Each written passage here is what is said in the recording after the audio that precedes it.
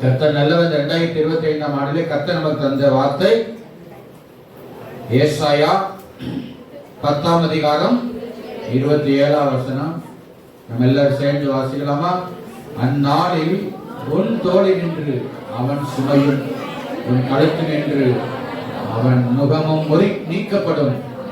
அபிஷேகத்தினால் முகம் முறிந்து போ. கைகளை தட்டி கர்த்தரை மேம்படுத்துவாங்க. ஹல்லேலூயா.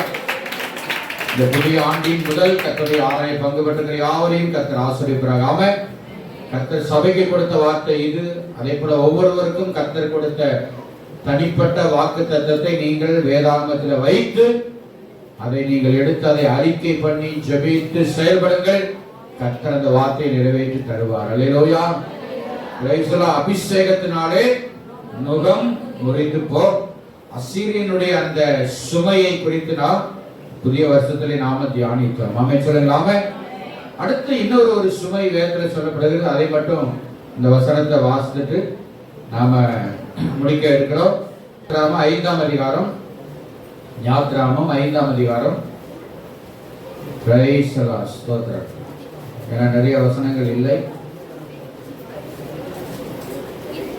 4-5 வசனம். எகிப்தின் ராஜா அவர்களை நோக்கி, மோசேயும் ஆரோனுமாகிய நீங்கள் சனங்களை தங்கள் வேலைகளை விட்டு களைய பண்ணுகிறது என்ன? உங்கள் சுமைகளை சுமக்க போங்கள் என்றான்.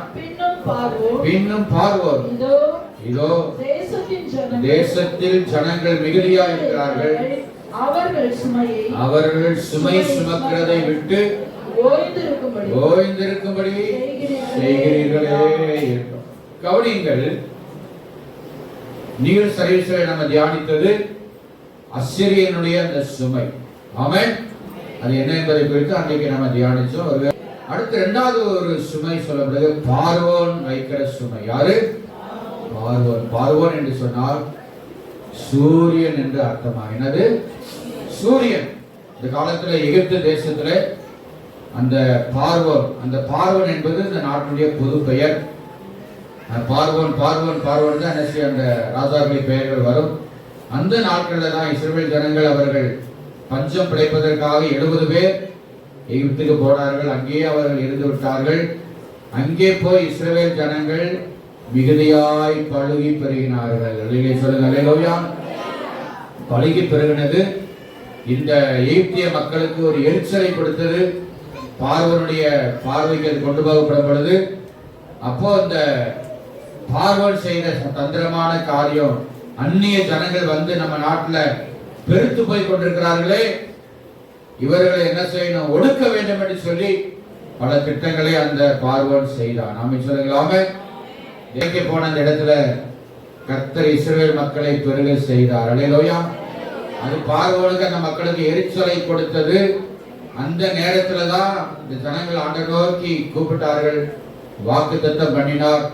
உடனே கர்த்தர் என்ன பண்ண, மோசேக்கு போய் என்ன செய், இந்த ஜனங்கள் எனக்கு என்ன செய்ய, பண்டிகை கொண்டாட வேண்டும் கேள் அப்படின்னு சொன்ன உடனே ஏற்கனவே இருந்த கடுப்புல இந்த பார்வோன் என்ன பண்ணாரு, இன்னும் அதிகமான சுமையை ஜனங்கள் மேல சுமத்தினார். நாம சொல்லுங்க, தாங்க முடியாத சுமை பாரம். எல்லா மக்களும் மோசே ஆரம்ப வந்து முறுமுறுத்தாங்க. என்னையா சும்மா இருந்த சங்க ஊதி கெடுத்தானா? என்ன சொல்லுங்க, சும்மா இருந்த சங்க, சங்கனா என்னது, ஊதுவாங்கல இடத்துக்கு, அந்த ஊதி கெடுத்தானா ஆண்டின். அது ஒரு கதை இருக்கு. நாங்க நிம்மதியான நினைப்ப வேலை செஞ்சு, நீ போய் ஆண்டவருக்கு பண்டிகை கூட பண்ணி கேட்டு பாரு, இப்போ எங்களுக்கு பாரத்துக்கு மேல பாரம், சுமைக்கு மேல சுமையை சுமத்திரானே இந்த பார்வோன் ராஜா என்று சொல்லி ரொம்ப வேதனைப்பட்டார்கள். ஆமென் சொல்லுங்களாமே. அருமையான தேவ பிள்ளைகளே, உங்களை கர்த்தர் பெருக விடாதபடிக்கு, அல்லேலூயா, ஆராதிக்க விடாதபடிக்கு, கர்த்தருடைய ஆசீர்வாதத்தை பெற விடாதபடிக்கு பார்வோன் நம்ம மேல சுமைய வைப்பான். ஆமென். ஆனா நம்ம பயப்படக்கூடாது, கலங்கக்கூடாது. அல்லேலூயா. அந்த சுமையை கர்த்தர் உடைத்து போட அவர் வல்லமையுள்ள கர்த்தராக இருக்கிறார். கைகளை கட்டுவதாக. கர்த்தர் நல்லவர். அதனால இந்த நாளில் கர்த்தர் கொடுக்கிற வார்த்தை, அந்த பார்வோனுடைய சுமையை இந்த வாழ்க்கையிலிருந்து கர்த்தர் நீக்கி போடுவேன் என்று சொல்லுகிறார். அல்லேலூயா.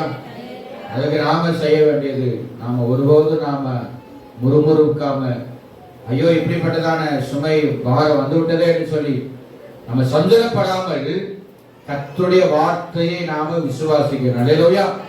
ஆனா இஸ்ரவேல் ஜனங்கள் என்ன சொல்ற, ஆண்டு வார்த்தையை நம்பல. மோசே எவ்வளவு அற்புதங்களை சொன்னார், ஆரோன் மூலமாய் பேசினார், ஆனா நம்பாம தான் இருந்தாங்க. நாம அப்படி நம்பாம இருக்கக்கூடாது. கர்த்தர் கொடுத்த வார்த்தை கண்டிப்பா நிறைவேறும். அல்லேலூயா.